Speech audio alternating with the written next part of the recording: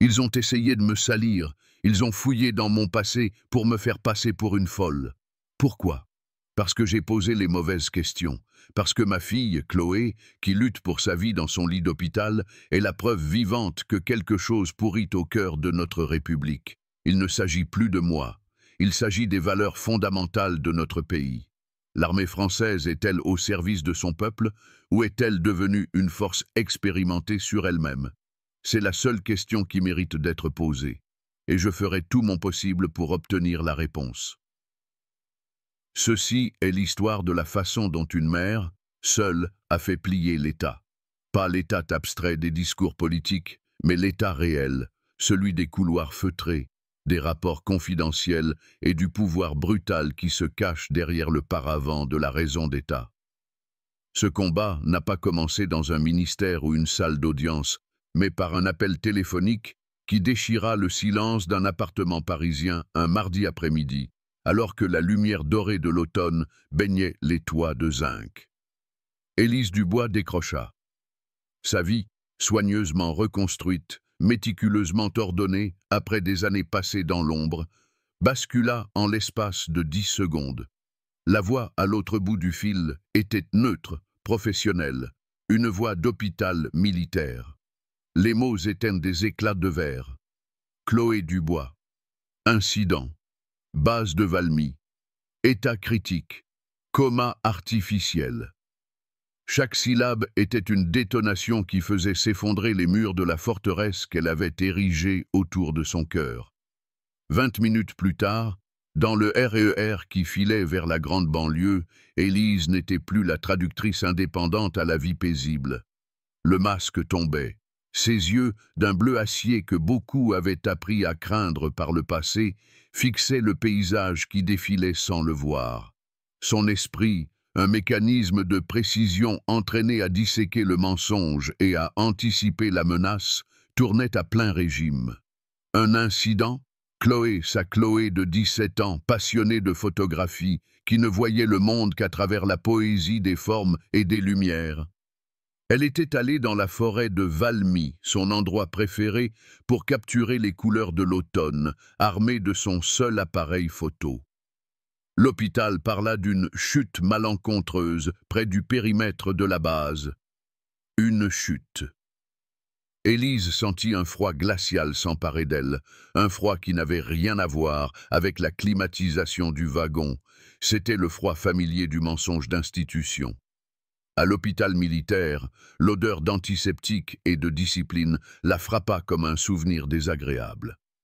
Un médecin commandant, le visage fermé, l'a reçu dans un bureau impersonnel. Il répéta la version officielle avec des mots choisis. Votre fille a été découverte inconsciente par une patrouille. Elle a dû glisser en tentant de prendre une photo depuis un promontoire rocheux, un grave traumatisme crânien. Il parlait, mais Élise n'écoutait que les silences, les non-dits. Elle analysait son langage corporel, le regard fuyant, le geste machinal pour réajuster sa cravate. Il mentait, ou du moins, il répétait un mensonge qu'on lui avait ordonné de dire. Puis elle vit Chloé, allongée dans un lit blanc, minuscule sous les couvertures, le visage tuméfié, un bandeau épais enserrant son crâne. Des machines clignotaient et sifflaient doucement, un cœur macabre mesurant le fil ténu qui la retenait à la vie. La colère, pure et brûlante, submergea la douleur. Ce n'était pas l'œuvre d'une chute. Les ecchymoses sur ses bras, la marque violacée sur sa joue, c'était l'œuvre d'homme. Élise prit la main de sa fille, froide, inerte. Elle ferma les yeux, et l'instinct de l'ombre, son ancien nom de code à la DGSE, prit le dessus. La mère éplorée laissait place à l'enquêtrice. Le lendemain, elle se présenta à l'entrée de la base de Valmy. Elle portait un tailleur sobre, mais sa posture était celle d'un officier. Elle demanda à voir le commandant de la base, le colonel Jean-Luc Vasseur. Après 1 heure d'attente dans un hall sans âme, on l'escorta jusqu'à son bureau. Vasseur était un homme d'une 50aine d'années, le visage lisse d'un carriériste qui avait passé plus de temps dans les antichambres ministérielles que sur le terrain. Il l'accueillit avec une compassion étudiée, une condescendance à peine voilée. « Madame Dubois, je suis navré pour le terrible accident de votre fille. Un lieu si dangereux. » La voix d'Élise était calme, presque glaciale. « Colonel, je ne crois pas aux accidents. Je veux voir le rapport d'incident de la patrouille qui l'a trouvée. » Le visage de Vasseur se figea. « C'est un document interne, madame. Confidentiel.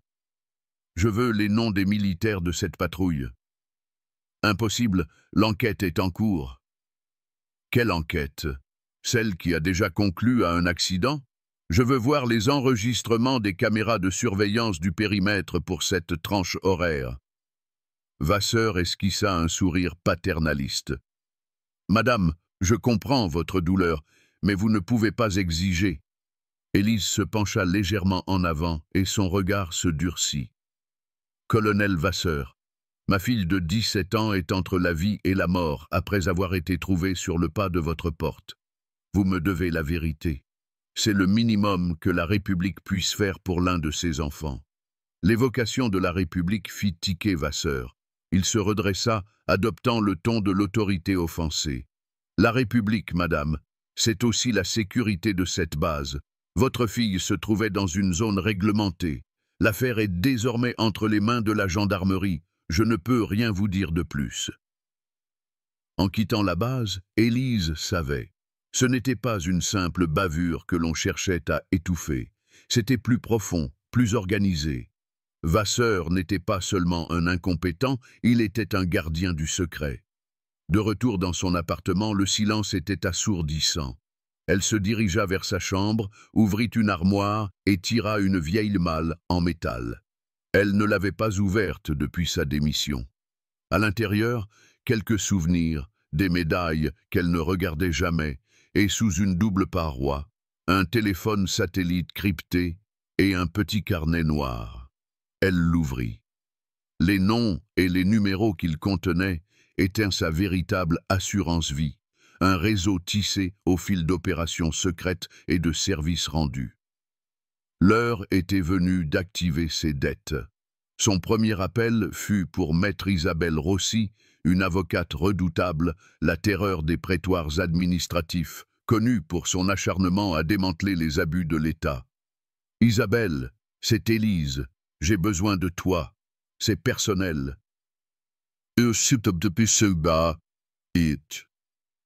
En 10 minutes, Rossi avait les grandes lignes. Sa réponse fut immédiate. « Ne dis plus un mot à personne. Je dépose un référé liberté dès demain pour exiger l'accès au dossier et la préservation de toutes les preuves. Ils ont réveillé la mauvaise personne, Élise. »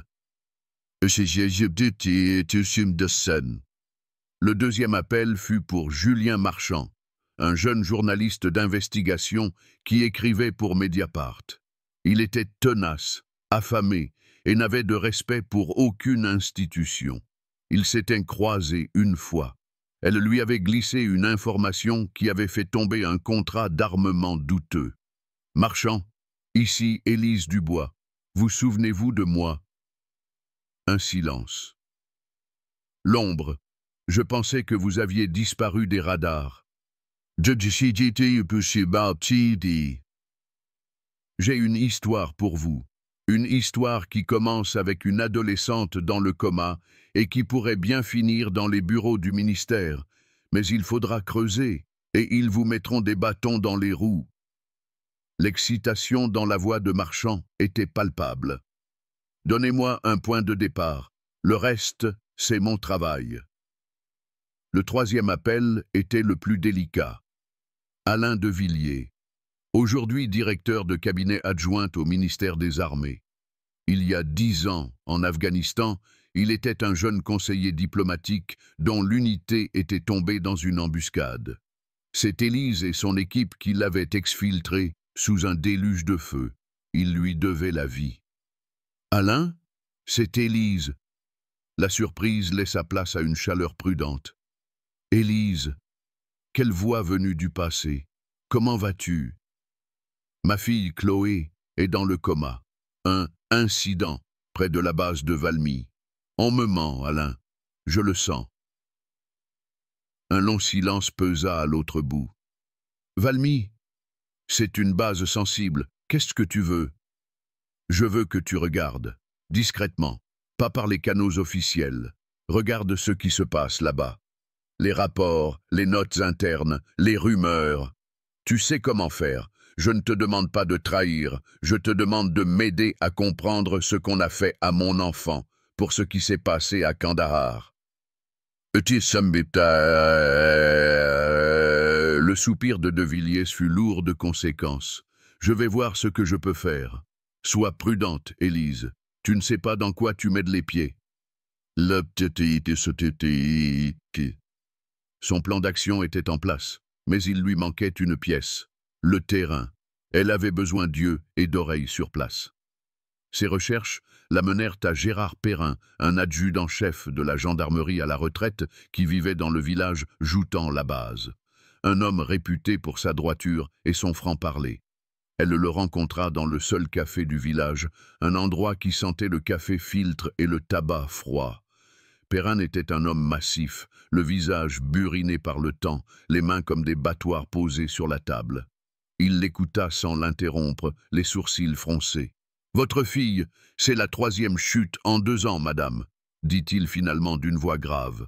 Les 2 autres, c'étaient des jeunes du coin, des beurs. Ils s'en sont sortis avec quelques fractures et une grosse frayeur. À chaque fois, la même histoire. Ils s'étaient approchés trop près, ils avaient provoqué. Les dossiers ont été classés sans suite. La base de Valmy, c'est une zone de non-droit. Ils font ce qu'ils veulent. Il y a des choses qui s'y passent, des patrouilles agressives, une tension permanente avec les locaux. Mais personne n'ose parler. En le quittant, Élise avait la confirmation qu'il lui fallait. L'agression de Chloé n'était pas un acte isolé, mais le symptôme d'une pathologie profonde. Ce soir-là, dans son salon transformé en quartier général, Élise étendit une carte de la région de Valmy sur sa table basse. La mère avait pleuré, l'agent avait analysé. Maintenant, l'ombre se préparait à la guerre. Elle ne se battait plus seulement pour Chloé. Elle se battait contre une hydre dont elle commençait à peine à entrevoir les têtes. Vasseur, la hiérarchie militaire et peut-être même plus haut. Ils avaient commis une erreur fatale, ils avaient pris sa fille. Et en faisant cela, ils avaient réveillé la seule chose dans ce pays qu'ils auraient dû laisser dormir. La première riposte d'Élise, orchestrée par la main de fer de maître Isabelle Rossi, fut une manœuvre légale d'une précision chirurgicale. Le référé liberté, déposé devant le tribunal administratif, était une déclaration de guerre en termes juridiques. Il exigeait la communication immédiate de toutes les pièces du dossier et la mise sous scellé des enregistrements vidéo de la base, arguant d'une atteinte grave et manifestement illégale à la liberté fondamentale d'aller et venir, et surtout au droit à la vie. C'était un coup de poing procédural qui força l'administration militaire à sortir du bois. La réaction de l'État ne se fit pas attendre. Elle ne fut pas administrative, mais médiatique, furtive et venimeuse. 3 jours après le dépôt du référé, un grand quotidien du soir, connu pour ses liens étroits avec les cercles conservateurs et l'establishment militaire, publia un article en page intérieure. Le titre était anodin, « Enquête sur l'incident de Valmy », mais le contenu était une dose de poison distillé. Citant des sources proches du dossier, l'article dépeignait une Élise Dubois instable. On y lisait des phrases assassines. Une ancienne agent des services secrets, dont le départ aurait été négocié suite à des épisodes de grande fragilité psychologique. Une tendance à la paranoïa aggravée par son passé opérationnel. Une mère qui projette ses propres traumatismes sur un malheureux accident. Le portrait était celui d'une femme brisée, d'une conspirationniste incapable de faire face à la réalité. C'était la signature du colonel Vasseur. Élise le reconnut immédiatement, la destruction de la crédibilité du messager pour tuer le message. Assise dans sa cuisine, une tasse de café froid à la main, Élise lut l'article sans ciller. La colère était là, mais elle était froide, analytique. Elle disséqua la stratégie. Isolée, discréditée, pathologisée. C'était une manœuvre classique de guerre psychologique. Il ne se battait pas sur les faits, mais sur sa personne. Cela signifiait une chose. Sur le terrain des faits, ils étaient vulnérables. La pression monta d'un cran sur ses alliés. Julien Marchand remarqua une Peugeot 508 noire, aux vitres teintées, garée en permanence dans sa rue. Son téléphone se mit à avoir des coupures étranges. C'étaient des méthodes d'intimidation grossières mais efficaces, destinées à le faire réfléchir à 2 fois avant de poursuivre. Maître Rossi, elle, reçut un appel amical d'un confrère influent du barreau de Paris, lui conseillant de ne pas s'acharner dans une affaire qui pourrait nuire à sa réputation. Le coup le plus dur vint d'Alain Devilliers. Il l'appela depuis une ligne sécurisée, sa voix tendue, presque un murmure. « Élise, ils savent que je fouine. Mon supérieur m'a convoqué. Il ne m'a rien dit directement, mais le message était clair. Le dossier Valmy est classé Vigipirate Ultra et toute curiosité sera interprétée comme un manquement à la sécurité nationale. Ils m'ont mis sur écoute, j'en suis certain. »« Laisse tomber, Alain, dit Élise, la voix dure. Ne te sacrifie pas. »« Non, répliqua-t-il fermement. C'est trop tard. Et c'est pire que ce que tu imagines. J'ai trouvé quelque chose. Pas un mémo, pas une rumeur. Un document de planification, un programme. Un silence. Élise sentit son cœur battre plus fort. Il s'appelle Opération Sentinelle Intérieure. C'est un programme expérimental. Ils utilisent les zones périurbaines sensibles, les cités proches des bases militaires, comme des laboratoires. Ils testent de nouvelles technologies de surveillance, des protocoles de contrôle de foule, des tactiques de guerre psychologique sur des citoyens français. L'horreur de la révélation la laissa sans voix. Ce n'était pas juste une bavure raciste, c'était systématique, c'était une doctrine. Le but officiel, continua Alain, la voix brisée par la rage, c'est de prévenir la constitution de sanctuaires hostiles sur le territoire national. En clair, ils traitent les quartiers populaires comme des territoires ennemis occupés. Ta fille n'a pas été victime de 3 soldats idiots. Elle a été la cible d'un protocole. Ils devaient marquer leur autorité pour tester la réaction de la communauté. C'est écrit noir sur blanc, Élise.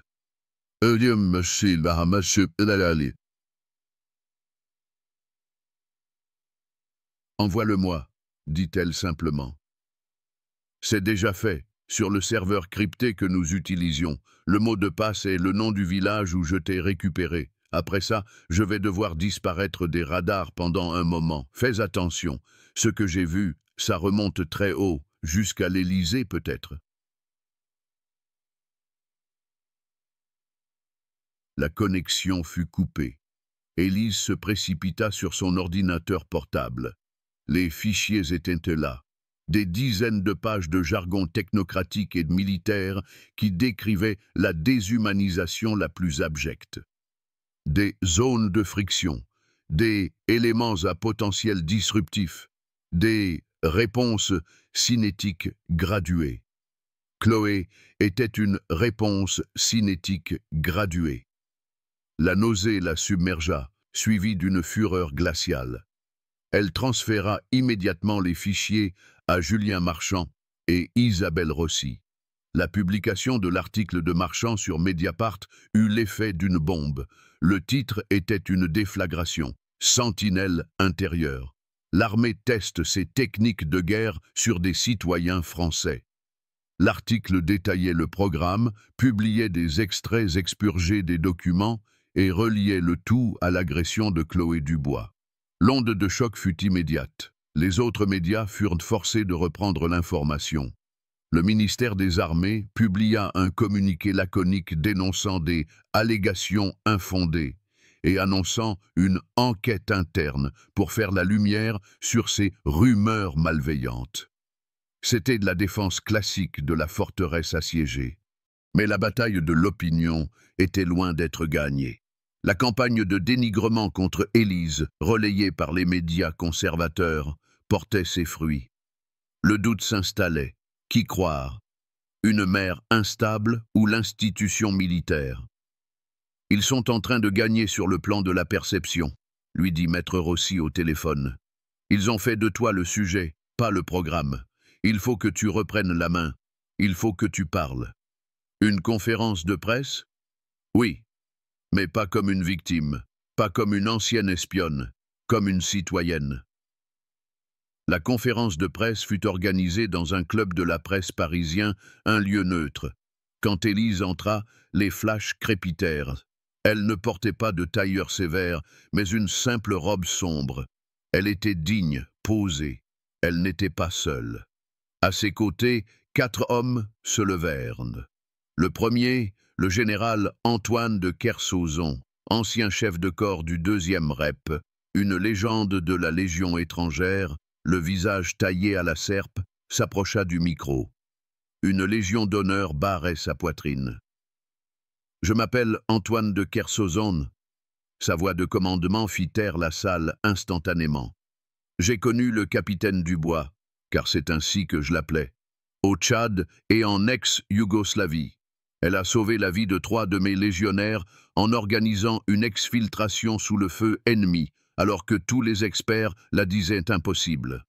Remettre en cause son équilibre ou son courage est une insulte non seulement à son honneur, mais à celui de tous les soldats qui ont servi avec elle.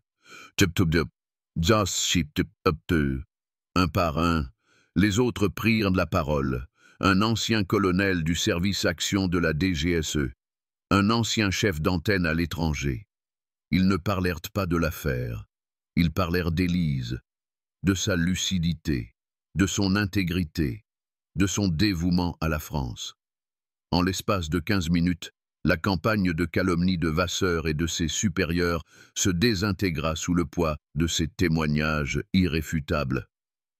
Puis, ce fut au tour d'Élise. Sa voix était calme, mais chaque mot portait. On a tenté de me salir, on a fouillé dans mon passé pour me faire passer pour folle. Pourquoi? Parce que j'ai posé les mauvaises questions. Parce que ma fille, Chloé, qui se bat pour sa vie dans un lit d'hôpital, est la preuve vivante que quelque chose est pourri au cœur de notre République. Cette affaire ne me concerne plus seulement. Elle concerne les valeurs fondamentales de notre pays. L'armée française est-elle au service des citoyens ou est-elle devenue une force qui expérimente sur eux? C'est la seule question qui vaille. Et j'irai jusqu'au bout pour obtenir la réponse. Au même moment, à des centaines de kilomètres de là, dans une caserne anonyme où on l'avait transféré, le première classe Léo Martin, 19 ans, regardait la conférence de presse sur son téléphone. Il était le plus jeune des 3 agresseurs, celui qui avait tenu Chloé pendant que les autres frappaient. Depuis des semaines, le visage tuméfié de la jeune fille le hantait. Il ne dormait plus. Les paroles du général, la dignité d'Élise, la monstruosité du mensonge qu'on l'avait forcé à couvrir. Tout se brisa en lui. La peur de ses supérieurs était immense, mais la honte était plus forte. Les mains tremblantes, il chercha sur Internet le nom de l'avocate d'Élise Dubois. Il trouva le numéro du cabinet de maître Isabelle Rossi. Il prit une profonde inspiration et appuya sur la touche « Appeler ». Le mur du silence était sur le point de se fissurer. L'appel de Léo Martin au cabinet de maître Rossi fut l'équivalent d'un séisme. Ce n'était plus la parole d'une mère, si crédible fût-elle, contre celle d'une institution. C'était un témoin oculaire, un acteur du drame, qui brisait l'omerta de l'intérieur. La rencontre fut organisée dans le plus grand secret, dans un petit bureau discret, loué pour l'occasion, loin du cabinet de l'avocate. Le jeune soldat était livide, rongé par la peur et la culpabilité. Face à la froide assurance d'Isabelle Rossi, il s'effondra.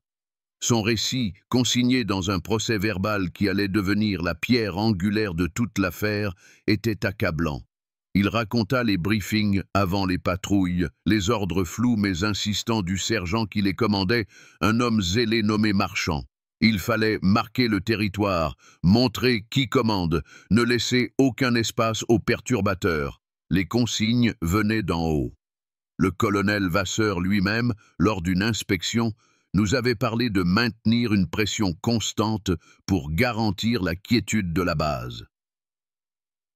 Il décrivit l'agression de Chloé non comme une bavure, mais comme l'application zélée d'une doctrine non écrite. On l'a vu avec son appareil photo.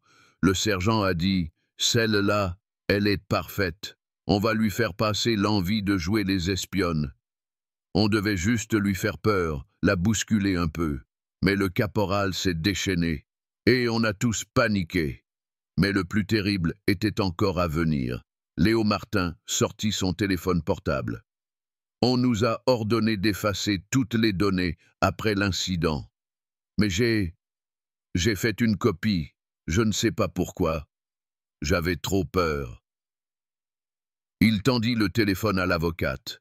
La vidéo qu'il lui montra était d'une brutalité insoutenable.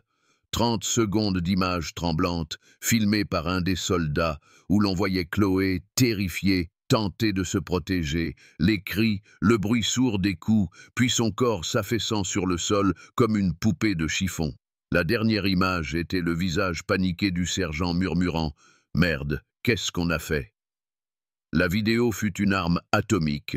Julien Marchand, après avoir vérifié son authenticité avec des experts, la mit en ligne sur Mediapart en fin d'après-midi. Le titre de l'article était un simple mot. L'insoutenable.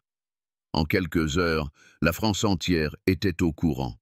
La vidéo tourna en boucle sur les chaînes d'information continue, fut partagée des millions de fois sur les réseaux sociaux. Le hashtag Justice pour Chloé devint la première tendance nationale. L'horreur brute des images balaya d'un coup toutes les campagnes de dénigrement, tous les doutes, toutes les justifications. On ne voyait pas une menace, on voyait une enfant se faire lyncher par des soldats de la République.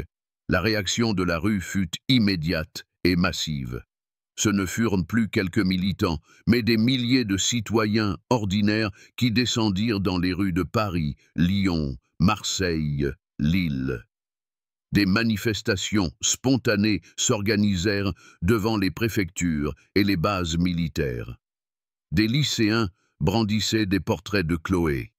Des mères de famille portaient des pancartes. « Nos enfants ne sont pas vos cobayes ». Le gouvernement, qui avait jusqu'alors tenté de minimiser l'affaire, fut submergé. Le président de la République fut contraint d'intervenir à la télévision pour exprimer son horreur et promettre une transparence totale et une justice implacable. La machine judiciaire, jusqu'alors freinée par l'inertie administrative, s'emballa.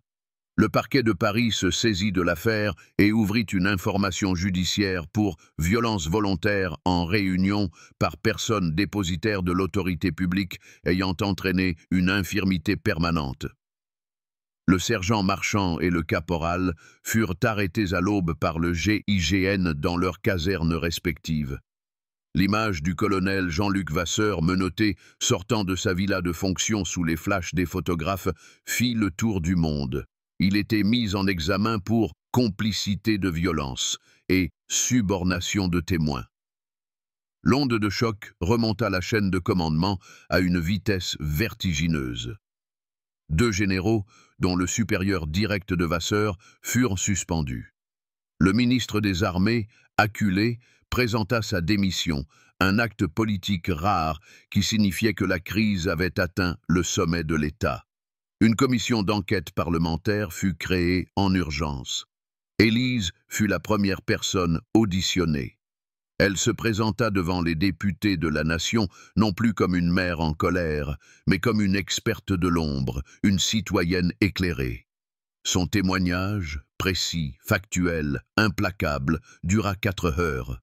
Elle déroula la chronologie, expliqua les mécanismes du programme Sentinelle intérieure, détailla la culture du secret et de l'impunité qui l'avait rendu possible. Elle ne haussa jamais la voix. Sa maîtrise technique et sa force morale subjuguèrent l'auditoire. « Ce qui est arrivé à ma fille, conclut-elle, n'est pas un accident, c'est un symptôme. Le symptôme d'un État qui, au nom de la sécurité, commence à regarder ses propres citoyens avec suspicion et parfois avec hostilité. Si nous n'y mettons pas un terme, si nous ne rétablissons pas la primauté absolue du droit et le contrôle du pouvoir civil sur le pouvoir militaire, alors la démocratie elle-même est en danger. » C'est pendant ce témoignage, retransmis en direct à la télévision, que le miracle se produisit. À l'hôpital militaire, dans la chambre où elle reposait depuis des mois, Chloé ouvrit les yeux. Une infirmière qui regardait la retransmission sur une petite tablette poussa un cri. Le premier mot de Chloé fut un murmure à peine audible. « Maman ». La nouvelle se répandit comme une traînée de poudre. Elle ajouta une charge émotionnelle immense à une affaire déjà explosive. La combattante avait gagné sur le front politique. La mère venait de retrouver son enfant. Les mois qui suivirent furent ceux de la justice des hommes. Les procès furent retentissants. Le sergent et le caporal furent condamnés à de lourdes peines de prison ferme. Léo Martin, grâce à sa coopération, écopa d'une peine avec sursis. Le colonel Vasseur fut condamné à 15 ans de réclusion criminelle, non seulement pour sa complicité, mais pour avoir déshonoré l'uniforme et trahi la confiance de la République. Plusieurs hauts fonctionnaires du ministère furent également jugés et condamnés pour leur rôle dans la conception et la dissimulation du programme illégal. Sous l'impulsion de la commission d'enquête, le Parlement adopta une loi qui fut rapidement surnommée la loi Dubois. Elle instaurait un contrôle parlementaire et citoyen beaucoup plus strict sur les opérations de l'armée sur le territoire national, renforçait les pouvoirs de la justice civile face à la justice militaire en cas de crimes contre des civils et créait un fonds d'indemnisation pour les victimes de violences d'État. 1 an plus tard, Chloé, bien que marquée à vie, avait retrouvé une grande partie de ses facultés. Elle marchait avec une légère claudication, mais son regard avait retrouvé sa vivacité. Sa passion pour la photographie était intacte, mais elle avait changé de sujet. Elle ne photographiait plus les paysages, mais les visages, ceux des manifestants, des militants, des oubliés de la République. La base militaire de Valmy ne fut pas fermée, mais profondément transformée. Elle devint le siège d'un nouveau centre d'éthique et de droit républicain, un lieu de formation obligatoire pour tous les officiers français. Une plaque de bronze fut scellée à l'entrée. On pouvait y lire « En mémoire de toutes les victimes de l'arbitraire et pour que jamais la force ne prime sur le droit ». Le jour de l'inauguration, Élise et Chloé étaient là, debout, côte à côte. Elles regardaient les jeunes officiers entrer dans le bâtiment. Élise n'était plus l'ombre. Elle était redevenue Élise Dubois, une citoyenne qui avait rappelé à l'État sa mission première. Sa guerre était finie. Elle avait commencé dans la douleur et la solitude d'une chambre d'hôpital et s'achevait sous le soleil, au cœur d'une république qui, grâce à elle, avait été forcée de regarder ses propres démons en face. La justice avait été rendue non seulement pour Chloé, mais pour le principe même de la démocratie. Le système avait tenté de la briser. C'est elle qui l'avait réparée. L'histoire d'Élise Dubois et de sa fille Chloé dépasse le cadre du simple récit à suspense. C'est une véritable fable républicaine, une version moderne et brutale du combat de David contre Goliath, qui nous laisse avec des leçons profondes et universelles, particulièrement pertinentes dans notre société contemporaine. La première leçon, la plus fondamentale, est celle du pouvoir de la volonté individuelle face à l'inertie et à l'arrogance du système. Élise incarne la figure du citoyen qui refuse la fatalité. Face à la version officielle, aux mensonges d'État et à la condescendance des puissants, elle aurait pu sombrer dans le chagrin et l'impuissance. Au lieu de cela, elle transforme sa douleur de mère en une force motrice pour la justice. Cela nous enseigne que le courage n'est pas l'absence de peur, mais la capacité à agir malgré elle. C'est la décision de se battre non seulement pour soi, mais pour un principe universel qui transforme une victime en un adversaire redoutable. Dans notre vie, face à l'injustice, qu'elle soit petite ou grande, cette histoire nous rappelle que notre premier devoir est de refuser de consentir au mensonge et à l'iniquité. Ensuite, ce récit est un avertissement puissant sur la fragilité de nos institutions démocratiques, l'armée, la justice, l'administration. Ces piliers de la République ne sont pas des entités abstraites et infaillibles. Ils sont composés d'hommes et de femmes avec leurs ambitions, leurs faiblesses et leur capacité à se fourvoyer. L'affaire Sentinelle intérieure montre comment, au nom d'une raison d'État dévoyée, une institution peut en arriver à considérer ses propres citoyens comme des menaces. La leçon est claire. La vigilance citoyenne n'est pas une option, mais un devoir. Nous ne devons jamais accorder une confiance aveugle à l'autorité, quelle qu'elle soit. Il nous appartient de questionner, de douter et d'exiger des comptes. La démocratie n'est pas un acquis. C'est un combat permanent qui requiert la participation active de tous. Le troisième enseignement est double. C'est le pouvoir de la vérité et la force de la solidarité. Le système tente par tous les moyens d'isoler Élise, en la calomniant, en intimidant ses alliés. Mais il échoue. Pourquoi? D'abord parce que la vérité, incarnée par la vidéo insoutenable de l'agression, possède une force explosive. La lumière est le plus grand adversaire de l'arbitraire. Cela souligne le rôle essentiel d'une presse libre et indépendante. Ensuite, parce qu'Élise n'est jamais vraiment seule. Elle active un réseau de compétences et de loyauté. L'avocate, le journaliste, les anciens camarades. C'est l'incarnation de la fraternité, troisième pilier de notre devise nationale. Face à un système organisé, la seule réponse viable est la solidarité organisée. Isolé, un individu peut être broyé. Uni à d'autres, il devient une force capable de renverser des montagnes. Finalement, le combat d'Élise nous enseigne que la citoyenneté n'est pas un statut, mais une action. Ce n'est pas simplement voter tous les 5 ans, mais s'informer, s'engager et se tenir droit lorsque les principes fondamentaux sont bafoués.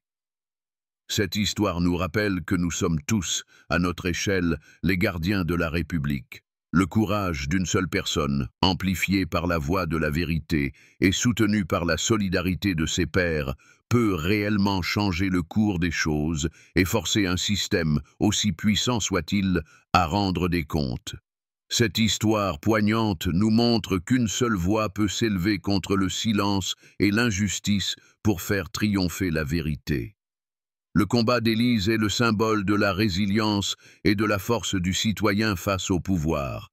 Si cette histoire de courage et de détermination vous a touché, n'hésitez pas à laisser un pouce bleu pour montrer votre soutien. Partagez cette vidéo sur vos réseaux pour que ce message puissant se propage et inspire d'autres personnes à ne jamais baisser les bras. Bien sûr, abonnez-vous à la chaîne et activez la cloche pour ne manquer aucune de nos prochaines histoires. Et surtout, dites-nous en commentaire, quelle est la leçon la plus importante que vous retenez du combat d'Élise? Votre avis nous est précieux. Merci de nous avoir suivis.